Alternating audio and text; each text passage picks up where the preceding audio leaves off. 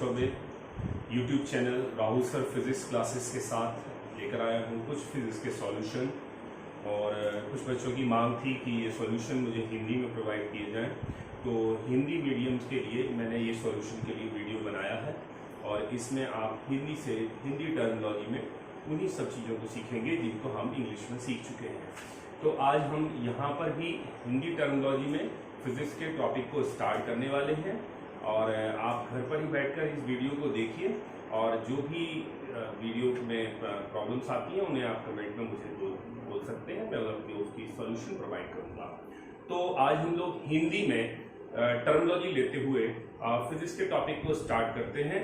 Physics का जो सबसे पहला टॉपिक है, अगर हिंदी मीडियम के अकॉर्डिंग देखा जाए तो यूनिट नंबर फर्स्ट अगर हम स्टार्ट करें, यूनिट नंबर फर्स्ट का जो है वो स्थिर वैद्युत, इसको बोलते हैं स्थिर वैद्युत, जिसे हम इंग्लिश में इलेक्ट्रोस्टैटिक बोलते हैं, इसे स्थिर वैद्युत कहा जाता है। तो इसमें हमें पढ़ना कैसे है, वही चीज फिर से आ जाती है कि हमारे चारों तरफ जो भी चीजें होती हैं वो दो चीजों में विभक्त होती हैं, या तो वह विकिरण है, विकिरण, या फिर वह कण है। अब विकिरण के पास कौन सी विशेषता होती है, तो विकिरण जो है वह तरंग विशेषता रखता है, जबकि हमारे पास कण के पास में द्रव्यमान, आयतन एवं संवेग होता है। अब जिसके पास द्रव्यमान, आयतन, संवेग सब है वह एक द्रव्य का भाग है। क्या है, उसे बोलते हैं द्रव्य। द्रव्य में कौन कौन आ जाते हैं, ठोस, द्रव, गैस। द्रव और द्रव्य में अंतर है, यह है द्रव्य। पदार्थ की तीन अवस्थाएं होती हैं, ठोस, द्रव, गैस। द्रव्य है। अब हम लोगों ने 11वीं क्लास में पढ़ा था कि यदि कोई कण है जिसके पास कुछ क्या है, द्रव्यमान, एक और कण है जिसके पास भी कुछ क्या है, द्रव्यमान, इसका द्रव्यमान m1, इसका द्रव्यमान m2, और दोनों को एक निश्चित दूरी पर रखा जाए, r दूरी पर, तो उनके बीच में एक बल कार्य करता है जिसका सूत्र है F बराबर G m1 m2 अपॉन में r²। और इस बल को हमने नाम दिया था गुरुत्वाकर्षण बल। अब प्रश्न आया कि गुरुत्वाकर्षण बल कैसे लगा, तो गुरुत्वाकर्षण बल कण की एक विशेषता या कण का एक जो गुण है जिसका नाम द्रव्यमान है, उसके कारण कार्य करता है। अर्थात किसी भी कण में यदि द्रव्यमान है तो वह दूसरे कण को अपनी ओर आकर्षित करता है। जैसे कि हमने देखा सूर्य के चारों तरफ एक कक्षा होती है और उस कक्षा में बहुत सारे ग्रह उसकी परिक्रमा करते हैं, जैसे कि मान लिया जाए पृथ्वी, और ये क्या है, सूर्य। और ये परिक्रमा क्यों करता है, क्योंकि सूर्य पृथ्वी पर गुरुत्वाकर्षण बल लगाता है। बल, गुरुत्वाकर्षण का एक प्रिंसिपल यह है कि गुरुत्वाकर्षण बल हमेशा ज्यादा द्रव्यमान वाली वस्तु कम द्रव्यमान वाली वस्तु पर लगाएगी। तो सूर्य पृथ्वी से बड़ा होता है, इसलिए इसका द्रव्यमान पृथ्वी की तुलना में अधिक होता है, और वह सूर्य पृथ्वी पर क्या लगाता है, बल लगाता है। कौन सा बल लगाता है, गुरुत्वाकर्षण बल। इस गुरुत्वाकर्षण बल के कारण पृथ्वी को एक अभिकेंद्री बल मिलता है जिससे वह उसके परितः घूमती रहती है। अब पृथ्वी भी द्रव्यमान रखती है, इसलिए पृथ्वी पर जितने भी सारे कण या जितने भी चीजें पाई जाती हैं, पृथ्वी उनको अपनी ओर आकर्षित कर लेती है। किस बल के कारण, गुरुत्वाकर्षण बल के कारण। तो ये तो था 11th का कंसेप्ट। 11th में हमने गुरुत्वाकर्षण बल सीखा, और 11th में हमें सिर्फ यही पता था कि एक गुरुत्वाकर्षण बल नाम का एक बल होता है। अब देखिए, हमने एक पृथ्वी का कंसेप्ट सीख लिया कि पृथ्वी जो है वह सब वस्तुओं को अपनी ओर आकर्षित करती है, अर्थात पृथ्वी का जो आकर्षण अर्थात गुरुत्वाकर्षण बल है वो बहुत ज्यादा है। ठीक है, लेकिन यदि मैं एक यहां पर मार्कर लेता हूं और मार्कर में देखता हूं कि मार्कर में भरी हुई इंक है क्या, तो आंसर है वह द्रव्य है। और द्रव्य में बहुत सारे क्या हैं, कण हैं, और कण जो है वे एक दूसरे को आकर्षित कर रहे होंगे, किस बल से, गुरुत्वाकर्षण बल से। अब यदि जब मैं एक पेन लेता हूं और पेन को यहां पर ऐसे रखता हूं और मैं इस पर रगड़ता हूं, तो रगड़ने से हम देखते हैं कि जो इंक है वह इस बोर्ड पर छूट जाती है। अब इंक में क्या होंगे, कण, कण में क्या होगा, द्रव्यमान। द्रव्यमान अगर है तो पृथ्वी इसको अपनी तरफ क्या करेगी, आकर्षित, और आकर्षित करने की वजह से इंक जो है वो पृथ्वी पर गिर जाना चाहिए। परंतु हम देख रहे हैं कि यह जो इंक है वह पृथ्वी पर नहीं गिरी, और अगर ये पृथ्वी पर नहीं गिरी है इसका मतलब है कि गुरुत्वाकर्षण बल इसे खींच नहीं पा रहा, लेकिन ये तो चिपक गई है। किससे चिपक गई, बोर्ड से। तो बोर्ड के कण और इंक के कण के बीच में कोई एक ऐसा बल कार्य कर रहा है जो गुरुत्वाकर्षण बल की तुलना में, किसके गुरुत्वाकर्षण बल, पृथ्वी के गुरुत्वाकर्षण बल की तुलना में अधिक है। और वहां पर हम गुरुत्वाकर्षण बल की वजह से हम इसकी गणना नहीं कर सकते कि ये चिपक क्यों गई। इसका मतलब है गुरुत्वाकर्षण बल के अलावा भी एक बल और होता है। तो वो कौन सा बल होता है, तो आंसर है कि जब हमने इसको यहां रगड़ा, तो रगड़ा मतलब रगड़ने से कुछ उत्पन्न हुआ, और रगड़ने से एक गुण उत्पन्न हुआ, और उस गुण का नाम होता है क्या, आवेश। अर्थात कण के पास में द्रव्यमान नाम का गुण तो पहले से ही है, लेकिन जब यदि किसी कण को दूसरे कण से रगड़ा जाता है तो रगड़ने से उस पर एक और गुण उत्पन्न हो जाता है, आवेश, और उस आवेश के कारण वह दूसरे कण को अपनी ओर आकर्षित करने लगता है। तो वह एक अन्य बल होता है, और उस बल को स्थिर वैद्युत बल कहते हैं। क्या कहते हैं भैया, स्थिर वैद्युत बल कहते हैं, जो किस गुण के कारण उत्पन्न हुआ, आवेश के कारण उत्पन्न हुआ। और आवेश के कारण उत्पन्न स्थिर वैद्युत बल गुरुत्वाकर्षण बल की तुलना में कैसा है, तो हम देख रहे हैं कि ये इंक तो नीचे नहीं आ रही है, जबकि गुरुत्वाकर्षण बल को तो उसे खींच लेना चाहिए था। तो इंक यदि नीचे नहीं आ रही है इसका मतलब है ये वाला बल इस वाले बल से ज्यादा है। तो कौन सा बल बड़ा होता है, आंसर है स्थिर वैद्युत बल किसकी तुलना में बड़ा होता है, तो आंसर है गुरुत्वाकर्षण बल की तुलना में बड़ा होता है। जब हम आगे और इसकी स्टडी करेंगे तो हमें ये पता चलेगा कि जो स्थिर वैद्युत बल है वह गुरुत्वाकर्षण बल की तुलना में 10 की घात 40 गुना होता है। इसका मतलब है यह प्रबल बल है और यह दुर्बल बल है। यह बल जो है वह आवेश के कारण उत्पन्न होता है, और यह बल जो है वह द्रव्यमान के कारण उत्पन्न होता है।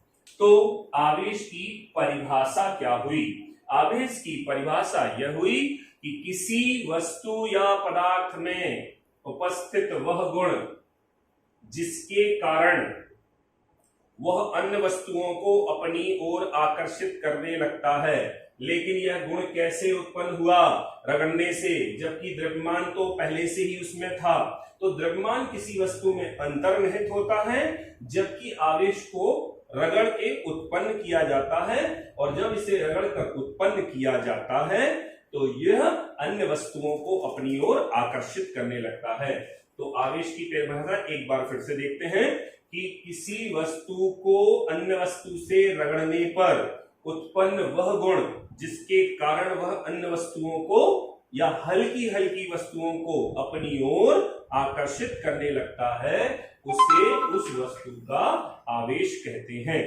अब जिन वस्तुओं में ये गुण आ जाता है उन्हें क्या कहते होंगे, तो जिन वस्तुओं में ये गुण आ जाता है उन्हें कहते हैं आवेशित। और एक बहुत अच्छा वर्ड है जो पेपर में पूछा जाता है, इन्हें कहते हैं विधुम्न। क्या बोलते हैं बच्चों, विधुम्न। तो जो वस्तुएं अन्य वस्तुओं को, जिन वस्तुओं को रगड़ने से क्या उत्पन्न हो जाए, आवेश, वो क्या कहलाती हैं, आवेशित, या उन्हें क्या कहते हैं, विद्युत। अब एक एग्जांपल लेते हैं। मैंने छोटे छोटे पेपर पीसेस लिए और मैंने एक स्केल लिया और स्केल को उसके पास लेके गए। हम देखते हैं कुछ घटना घटित नहीं होती, अर्थात कोई आकर्षण बल दोनों के बीच में नहीं लग रहा, परंतु जब हम अपने बालों से स्केल को रगड़ते हैं और रगड़कर उनके पास ले जाते हैं, पेपर पीसेस के पास ले जाते हैं, तो हम देखते हैं कि वे पेपर के टुकड़े आकर्षित होने लगते हैं। और अगर वो पेपर के टुकड़े आकर्षित होने लगे तो वो क्यों हुए, तो उसका कारण है, क्या किया हमने, रगड़ा, क्या उत्पन्न हुआ, आवेश, स्केल क्या हो गया, आवेशित, उसने क्या लगाया, बल, कौन सा बल, स्थिर विद्युत बल, जिसके कारण पेपर के जो टुकड़े हैं छोटे छोटे वो उसमें चिपक गए। क्लियर। तो ये था सबसे पहली चीज कि आवेश कैसे उत्पन्न हुआ है, आवेश क्या होता है और आवेश कैसे जनरेट होता है। तो आंसर है, आवेश के बारे में मैंने आपको बताया कि किसी भी वस्तु में द्रव्यमान भी होता है, द्रव्यमान के कारण जो वह बल लगाता है उसे गुरुत्वाकर्षण बल कहते हैं। बच्चों ये हम लोगों ने 11वीं क्लास में पढ़ लिया था, इसका फॉर्मूला F = G/m/m²r² है और इसको बताने वाले वैज्ञानिक का नाम न्यूटन है। लेकिन जब हम बात की कि यदि एक वस्तु को दूसरी वस्तु से रगड़ा जाए तो रगड़ने से उस पर एक गुण उत्पन्न हो जाता है, उसे आवेश कहते हैं, और इस आवेश के कारण वह अन्य वस्तुओं को अपनी ओर आकर्षित करने लगता है और इस आवेश आकर्षित करने वाले बल को स्थिर विद्युत बल कहते हैं। तो बच्चों अभी मैंने आपको सिखाया कि आवेश जो है वो कैसे, क्या जनरेट हुआ, कैसे काम करता है। अब थोड़ा सा हम और आवेश के अंदर की बातों को सीखते हैं कि आवेश को जनरेट होने के लिए कैसे, मतलब रगड़ने की बात हुई, रगड़ते हैं तो कैसे आवेश उत्पन्न हो जाता है, तो उस पर चर्चा करते हैं। देखिए इसके लिए हमें थोड़ी सी एक दो चीजें समझनी पड़ेगी। सबसे पहली तो आप एक बड़ा सा अच्छा सा कंसेप्ट सीख लीजिए।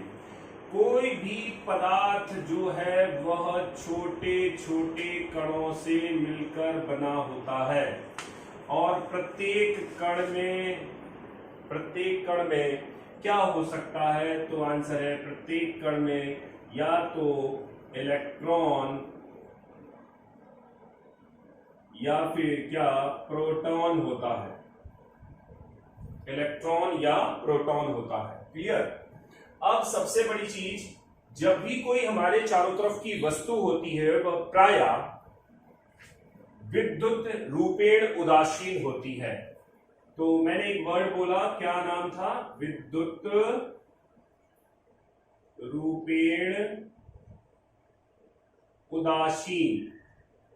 क्या मतलब होता है विद्युत रूपेण उदासीन, अर्थात इस पर जो आवेश का मान होता है वह शून्य होता है। अब इस पर आवेश का मान शून्य होता है तो इलेक्ट्रॉन प्रोटॉन पे कैसा आवेश होता है, तो पहले ये समझ लेते हैं।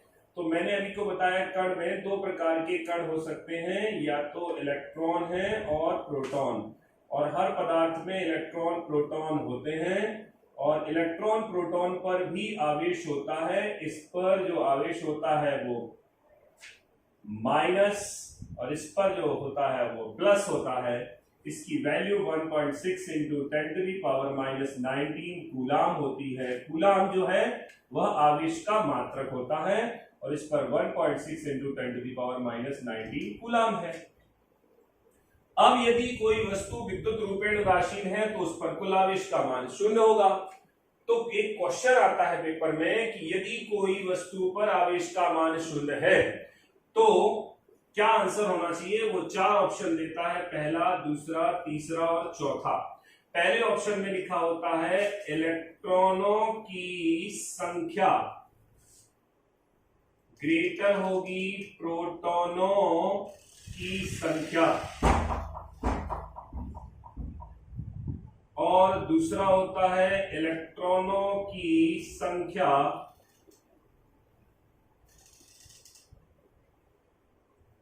कम होगी प्रोटॉनों की संख्या से। तीसरा होता है ना तो इलेक्ट्रॉन और ना ही प्रोटॉन होंगे। क्वेश्चन समझ में आया आपको? क्वेश्चन क्या है? क्वेश्चन है Q equal to zero. Q equal to zero मतलब विद्युत रूपेण उदासीन, कोई आवेश नहीं है। तो आपको आंसर बताना है कि इनमें से कौन सा कथन सत्य है। और चौथा जो होता है, इलेक्ट्रॉन की संख्या बराबर प्रोटॉन की संख्या।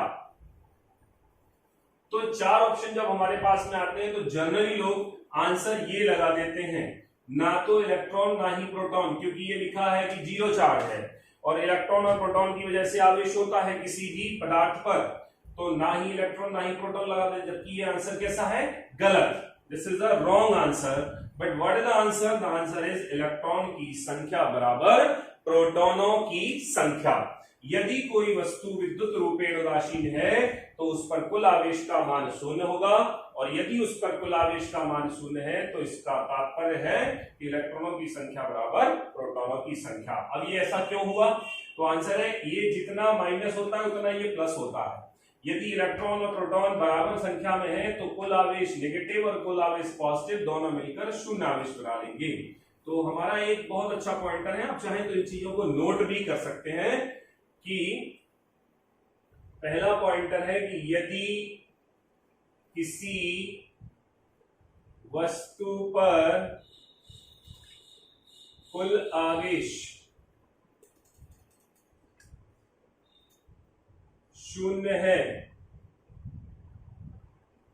तब क्या होना चाहिए? इलेक्ट्रॉनों की संख्या बराबर होगी प्रोटॉनों की संख्या के। किसी भी वस्तु पर कुल आवेश का मान शून्य होने पर इलेक्ट्रॉनों की संख्या प्रोटॉनों की संख्या के बराबर होती है। ठीक है, अब आती है बात की ये तो चीज ठीक है, ये ऐसा हो गया, लेकिन आवेश उत्पन्न कैसे हुआ? तो आवेश के लिए हमने क्या किया? इलेक्ट्रॉन थ्योरी जो होती है वह कहती है कि यदि एक वस्तु ले ली जाए, एक और अन्य वस्तु ले ली जाए, इस वस्तु का नाम ए और इसका नाम बी रखा जाए, इस पे मान लिया जाए 5 इलेक्ट्रॉन और 5 प्रोटॉन है, इस पे 4 इलेक्ट्रॉन और 4 प्रोटॉन है। जितने इलेक्ट्रॉन उतने प्रोटॉन, जितने इलेक्ट्रॉन उतने प्रोटॉन, इसका मतलब है ये विद्युत रूपेण उदासीन है और ये भी विद्युत रूपेण उदासीन है। उदासीन होने का मतलब क्या हुआ? संख्या बराबर है। जब इन दोनों वस्तुओं को आपस में रगड़ा जाता है तो इलेक्ट्रॉन एक वस्तु से दूसरी वस्तु में स्थानांतरित हो जाते हैं। मान लीजिए ए ने बी को दे दिए तो ए पर 4 इलेक्ट्रॉन बचे और बी पर 5 इलेक्ट्रॉन हो गए। चूंकि इलेक्ट्रॉन ऋण आवेशित होता है इसलिए ऋण आवेश कम हो गया और धनावेश ज्यादा हो गया है। तो यह कैसी आवेशित हो जाती है? धनावेशित। यहां इलेक्ट्रॉन ज्यादा हो गए हैं तो ये कैसी हो जाती है? ऋण आवेशित। अर्थात जब दो वस्तुओं को, जो कि उदासीन वस्तुएं होती हैं, जिन पर आवेश का मान शून्य होता है, रगड़ा जाता है, तो इलेक्ट्रॉन एक वस्तु से दूसरी वस्तु में चले जाते हैं। जो वस्तु इलेक्ट्रॉन देती है वह धनावेशित और जो लेती है वह ऋण आवेशित हो जाती है। इस प्रकार से दो प्रकार के आवेश उत्पन्न हो जाते हैं। अब इससे भी एक क्वेश्चन बन सकता है, यदि किसी, आप चाहें तो इन सब चीजों को नोट भी कर सकते हैं, किसी वस्तु पर कुल आवेश धनात्मक है तब इसका मतलब क्या हुआ? तो आंसर है इसके दो मतलब हुए। यहां से देखकर हम बता सकते हैं कि प्रोटॉनों की संख्या इलेक्ट्रॉनों की संख्या से अधिक है। प्रोटॉनों की संख्या ग्रेटर देन इलेक्ट्रॉनों की संख्या। या हम ये बोल सकते हैं कि यदि किसी वस्तु पर कुल धनावेश है अर्थात उसने इलेक्ट्रॉन दिए। दूसरा, यदि किसी वस्तु पर कुल आवेश ऋणात्मक है,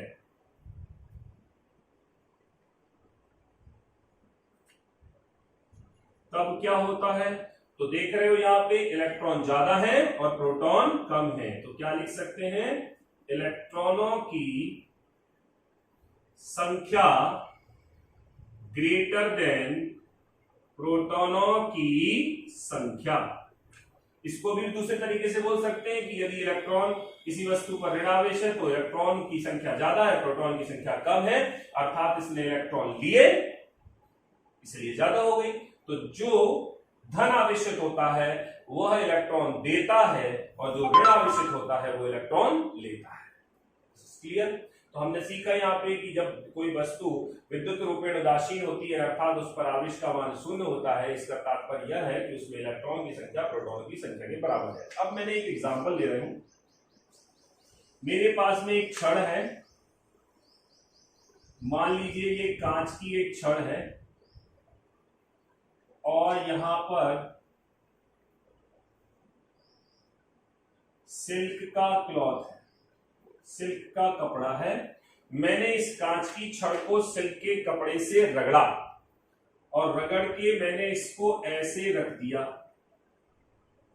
अब मैंने एक और कांच की छड़ ली और उसको भी रगड़ा और उस वाले को भी ऐसे रख दिया।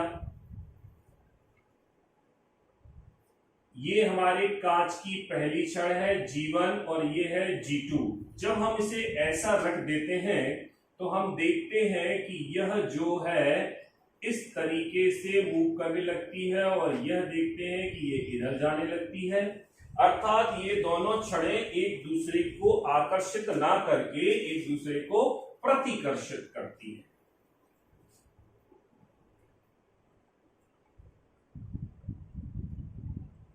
अब ऐसे ही एग्जाम्पल मैं ले लेता हूं कि एक हमारे पास में प्लास्टिक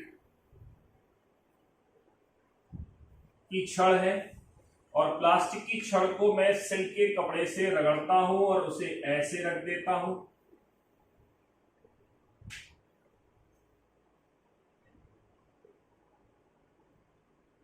ऐसे रख दिया और जब मैंने ऐसे इसको रख दिया तो मैं देखता हूं कि ये इधर जाती है और ये वाली इधर चली जाती है। ये प्लास्टिक 1 है, ये प्लास्टिक 2 है। यहां भी ये क्या कर रहा है? प्रतिकर्षित। परंतु जब मैं एक कांच की छड़ लेता हूं और एक प्लास्टिक की छड़ लेता हूं और दोनों को ऐसे रखते हैं, ये ग्लास मतलब कांच है और ये प्लास्टिक है, तो मैं देखता हूं कि ये वाली छड़ कुछ ऐसे आ जाती है और ये वाली कुछ ऐसे आ जाती है।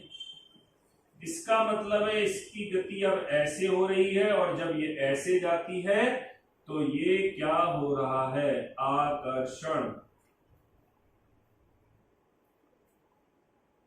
इसका मतलब क्या हुआ कि जब कोई वस्तु को दूसरी वस्तु से रगड़ते हैं तो आवेश तो उत्पन्न होता है, लेकिन आवेश एक प्रकार का नहीं होता, आवेश दो प्रकार का होता है, क्योंकि कहीं पर तो प्रतिकर्षण हो रहा है और कहीं पर तो आकर्षण हो रहा है।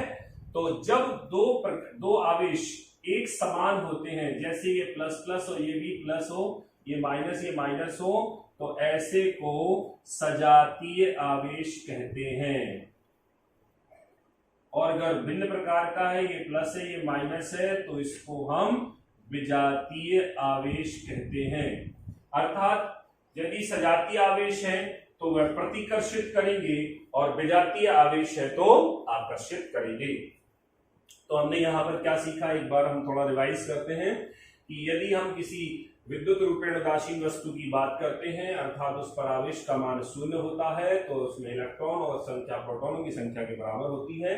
अब कैसे आवेश उत्पन्न होता है? जब एक वस्तु को दूसरी वस्तु से रगड़ा जाता है जिन पर इलेक्ट्रॉनों की संख्या प्रोटॉनों की संख्या के बराबर है, तो इलेक्ट्रॉन एक वस्तु से दूसरी वस्तु पर चले जाते हैं। जो वस्तु इलेक्ट्रॉन देती है वह धनावेशित, जो लेती है वह ऋणावेशित हो जाती है। यदि कोई वस्तु धनावेशित है तो उसका मतलब क्या है, उसने इलेक्ट्रॉन दिए हैं और उस पर प्रोटॉनों की संख्या ज्यादा है और इलेक्ट्रॉनों की संख्या कम है। यदि एक वस्तु ने पर ऋणावेश है तो इसका मतलब क्या है, इलेक्ट्रॉनों की संख्या ज्यादा है, प्रोटॉनों की संख्या कम है और उसने इलेक्ट्रॉन लिए हैं। अब मैंने एक एग्जांपल देके बताया कि अगर हमारे पास में भिन्न भिन्न प्रकार के पदार्थों को रगड़ा जाता है तो उन पर भिन्न भिन्न प्रकार का आवेश उत्पन्न हो जाता है। इसका मतलब यहां से ये समझ में आ रहा है कि कांच जब सिल्क से रगड़ा गया होगा तो कांच ने इलेक्ट्रॉन दिए, जबकि प्लास्टिक को सिल्क से रगड़ा गया तो उसने इलेक्ट्रॉन लिए। इस प्रकार से भिन्न भिन्न पदार्थों को रगड़ने पर भिन्न भिन्न आवेश उत्पन्न होता है। मुझे लगता है कि आप लोगों को ये चीज बात समझ में आई होगी। अब हम एक थोड़ी सी चीज और देखते हैं।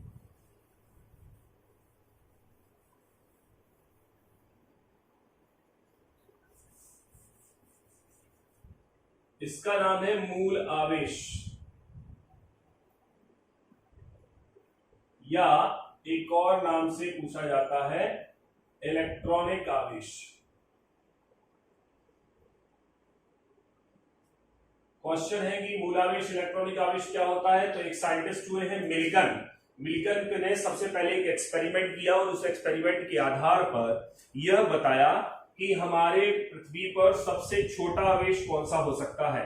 अभी इसके बारे में भी बहुत सारे आवेश अभी पता चल चुके हैं जो इससे भी छोटे होते हैं, लेकिन पहले से जो हमें पता था वो ये था कि इलेक्ट्रॉन सबसे छोटा कण है और उस कण पर जो आवेश होता है वह सबसे कम आवेश होता है, और जो सबसे कम आवेश होता है उसे ही मूल आवेश कहते हैं। तो न्यूनतम संभव आवेश को मूल आवेश या इलेक्ट्रॉनिक आवेश कहते हैं।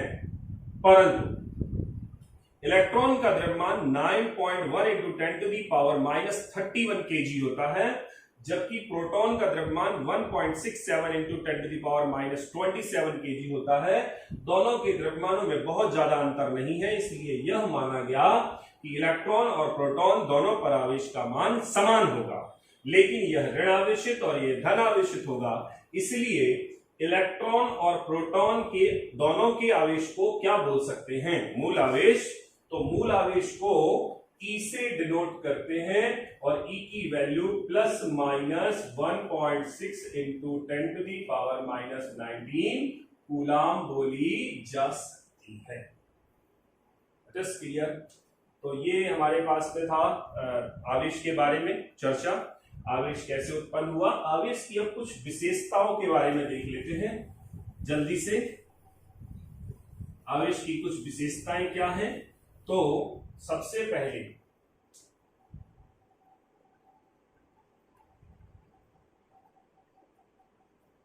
विशेषताएं या गुण। यदि हम विशेषता या गुण पर चलते हैं तो हमें ये दिखता है, सबसे पहला गुण है कि प्लस प्लस या माइनस माइनस है तो ये क्या करता है, प्रतिकर्षित, और इन्हें क्या कहते हैं, सजातीय। लेकिन अगर वो प्लस माइनस या माइनस प्लस है तो वो करता है आकर्षित, और इन्हें कहते हैं विजातीय। अर्थात सजातीय आवेश एक दूसरे को प्रतिकर्षित और विजातीय आवेश एक दूसरे को आकर्षित करते हैं। दूसरा गुण जो है वो बहुत इंपॉर्टेंट गुण है, जिसका नाम है क्वांटीकरण। क्वांटीकरण क्या है। तो कोई भी पृष्ठ पर जो आवेश होता है वह एक फिक्स वैल्यू में होता है। तो इसकी डेफिनेशन कहती है किसी पृष्ठ पर आवेश का वितरण सदैव मूल आवेश का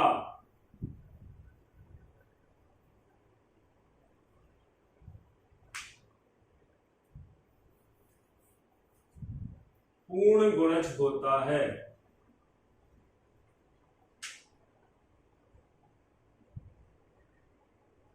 और इससे एक सूत्र मिलता है Q बराबर प्लस माइनस एन। तो क्वांटीकरण कहता है कि फिक्स मात्रा में रहेगा। क्वांटीकरण में क्वांटीकरण जो बना है वो क्वांटिटी से बना। क्वांटिटी का मतलब है मात्रा। तो कितनी मात्रा होगी आवेश की, तो हमेशा वह कितना होगा, मूल आवेश जो है उसका पूर्ण गुणज होगा, अर्थात पूर्णांक संख्याओं में ही रहेगा हमेशा। अब इसमें जो Q है वह कुल आवेश है, जो N है वो पूर्णांक है या इलेक्ट्रॉन या प्रोटॉन की संख्या है, और जो हमारे पास में E है वह मूल आवेश है। Q equal two plus minus NE। एक क्वेश्चन हम ले सकते हैं कि कैसे पहचानेंगे कि कौन सा आवेश संभव है और कौन सा आवेश संभव नहीं है। तो मैंने अगर ऐसा लिखा कि 8.2 into 10 to the power minus 19 coulomb आवेश संभव है या नहीं है, तो हम कैसे पहचानेंगे कि ये संभव है या नहीं है। तो हम यदि इसमें 1.6 into 10 to the power minus 19 से डिवाइड करें तो ये पावर से कैंसिल हो गई, ये डेसिमल से कैंसिल हो गया, 82/60, 16 5 जा हो गया कितना 80, डेसिमल लगा 16 बन जा, ये जो नंबर आ रहा है ये पूर्णांक नहीं है, और अगर ये पूर्णांक नहीं है तो यह आवेश संभव नहीं है। तो फिर कैसे देखेंगे, दूसरा देखते हैं।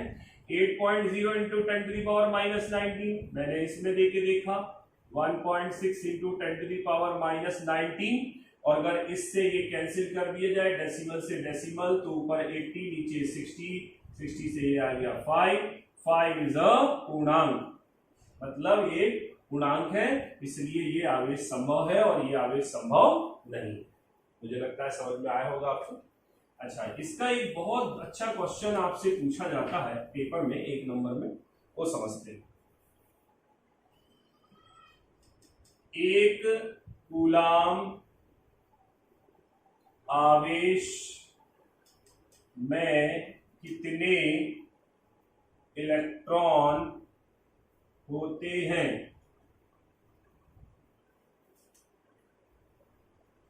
अब देखिए ये न्यूमेरिकल भी है, छोटा 1 नंबर में क्वेश्चन आए तो अपन को डायरेक्ट आंसर याद होना चाहिए, न्यूमेरिकल आए तो कैलकुलेट करना।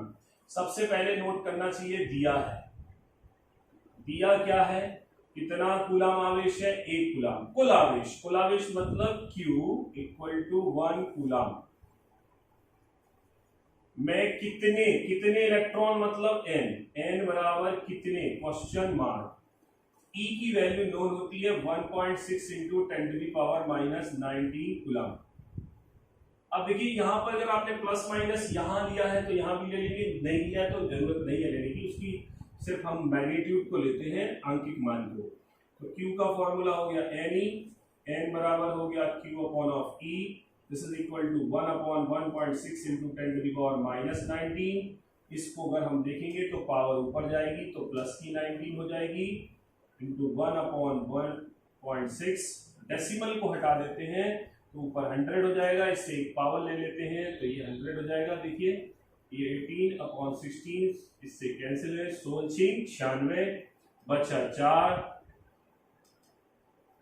सॉरी 16 दूनी 32 बचा 8, 16 पंचे 80 गुणे 10 की घात 18। आंसर आ गया n बराबर कितना है, तो 1 कूलाम आवेश में 6.25 गुणे 10 की घात 18 इलेक्ट्रॉन्स होते हैं। तो ये था हमारा आवेश के बारे में इंट्रोडक्शन और आवेश के कुछ गुणों के बारे में इंट्रोडक्शन। इसके बाद में हम आगे की जो है वो चर्चा और आगे के टॉपिकों पे करेंगे कि आवेश यहाँ पे और कैसे काम करता है, और एक नया जो टॉपिक जिसके बारे में हमने सुना है, कई बार आप लोगों ने भी यदि स्टडी की है तो सुना होगा, कूलम का व्युत्क्रम वर्ग नियम। तो आगे की चर्चा हम उसमें करते हैं।